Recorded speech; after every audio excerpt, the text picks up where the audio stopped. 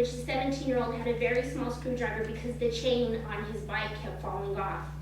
And my son had a flashlight because the only thing that my son gets to do is to walk our dog. His life is within about a 2-block radius from our house. Otherwise, someone is with him at all times. These were the tools and these were the items. They told the 17-year-old he must have stole the bike also, so they confiscated that also. When the officers came to my home and I told them I was distraught at that point, I was crying. I was so scared of what could have happened. I could tell by the look on their face that they finally realized that my son was telling the truth. They punished my son for being disabled. They punished him for not being able to give him his information 9 minutes after he left my home.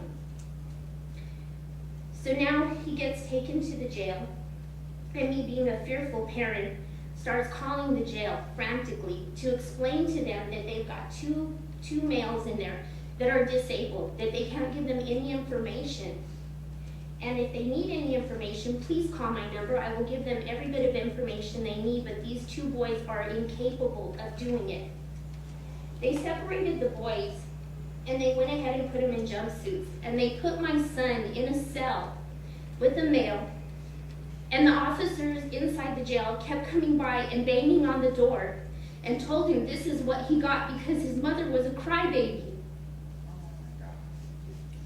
They told him that because he could not give them his information, they would keep him and he would never see his family again.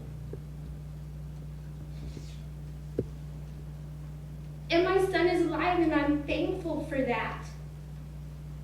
But for months, he slept at the base of my bed because he had nightmares that this officer with the assault rifle was going to come to kill him.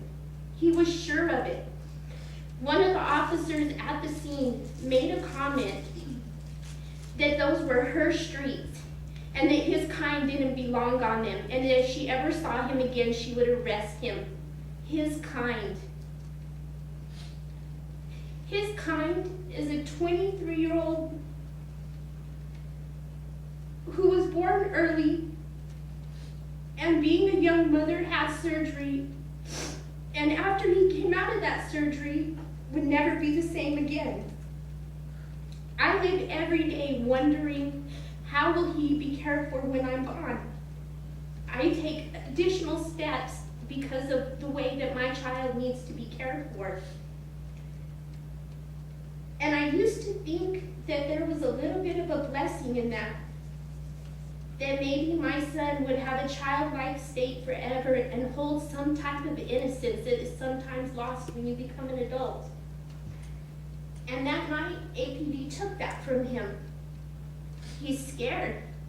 When he sees an officer, the fear that's on his face, all I have to do is look over at him, and I usually reach over and touch him so that he knows that I'm there. He doesn't leave our house unless someone's with him, and he still thinks about these officers quite often. You know, somewhere in our department, we have mistaken quality for quantity.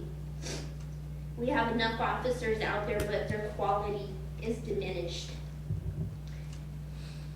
And it terrifies me. It just truly terrifies me what's going on out there. I always instructed my son, being that he was disabled, that if something happened, he would go to an officer, and for the life of me, I don't think that I could ever convince him that that's the safe place to go anymore. And they punish my son for being disabled. They have no idea how to deal with people with mental illness or disabilities. It's tough for a family. It's something that I wouldn't wish on anyone. And the way that APD is handling these situations when it comes to people with mental illness and developmental delays is terrifying. And so I want to believe that our department can do better. I know that they can do better. To me, if you're an officer, if you hold yourself up to the highest standard and you know that you're doing right in the situations, then we wouldn't be here tonight. because you would know that you did the best of your ability. That's the difference of you being an officer. You're human, but you're an officer. And unfortunately anymore, I think it's run by bullies. And people with no conscience as to the disabled or the mentally ill, or those who are weaker, they become prey. And I think that's unfortunate. Thank you. Thank you, Mayor.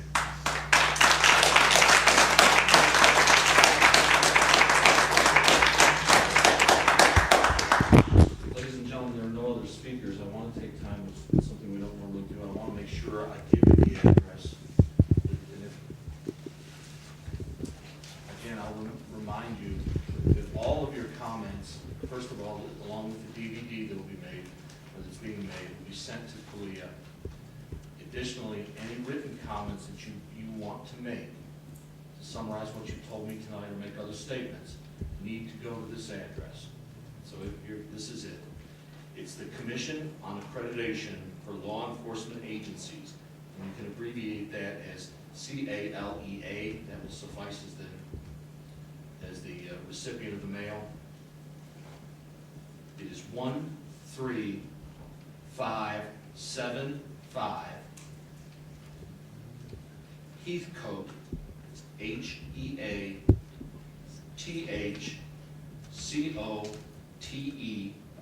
Boulevard, Suite 320,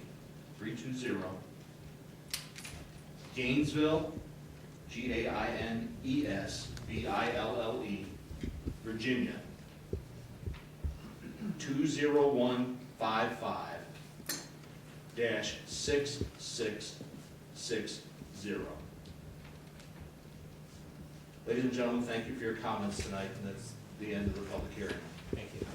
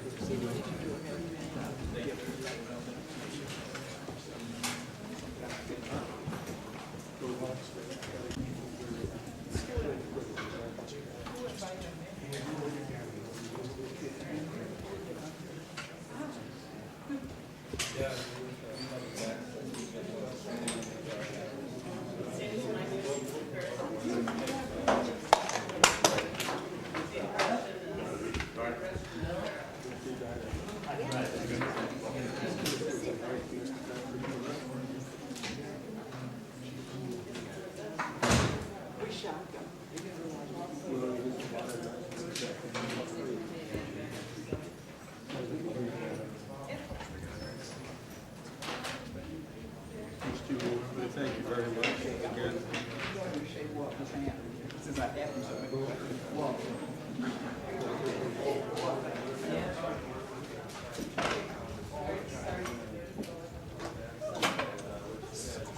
Almost not that long.